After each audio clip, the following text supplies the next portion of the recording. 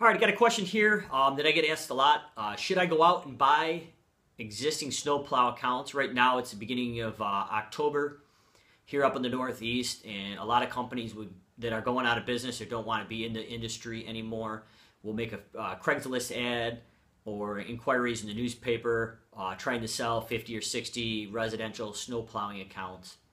So a lot of people ask me, Mike, do you think that's a good idea to go out and purchase these one-time contracts for residential snow removal?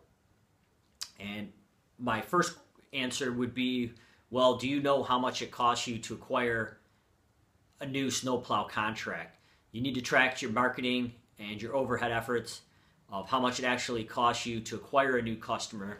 And then on top of that, you need to also track what is the average length a customer will stay with you. Is it 2 years? Is it 1 year? Is it 5 years? Is it 7 years?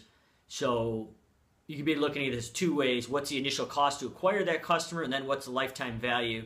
So to make round numbers, just say, each customer was worth $100 worth of profit, and the average lifetime of customer was 5 years. So you're looking at a $500 lifetime value of profit for that residential snowplow account. And then you can back it out and make a decision of your cost to acquire the customer, either organically through your marketing or to actually purchase the customer from a separate contractor or individual. One thing I would be very cautious of, especially in the snow and ice removal field, is that the residential homeowner may have hired this person because they really like their personality or the salesperson, or they like the way they build. For instance, here at our company, we make everybody prepay a minimum of 20 days before the contract even starts to make sure that they're serious. We have the money up front so we can cover our overhead and we can set our schedules up appropriately before the snow flies. Where some contractors may do no money up front or 50% up front and a payment of 50% after January. So you're going to want to look at the payment structure that they've always had in place, because this could be a deal breaker for a lot of the customers. Another thing is this contractor may have gone to Mrs. Smith's house for the last 10 years and shoveled her sidewalk and in front of her garage door every time for free or at a very minimal charge, where that might not fit into your business model. So you want to make sure that they're not bending the rules of their contract.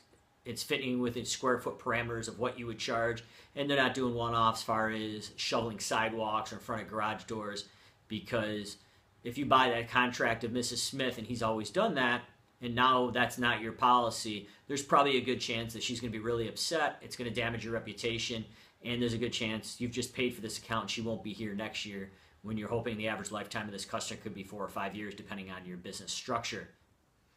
The other thing that would be different is the timing of the plowing. Maybe this contractor has multiple fleets and they're just getting rid of one fleet, and they're always having these driveways plowed out by 4:35 in the morning, where your timing in the area might not be till 6 or 7 in the morning.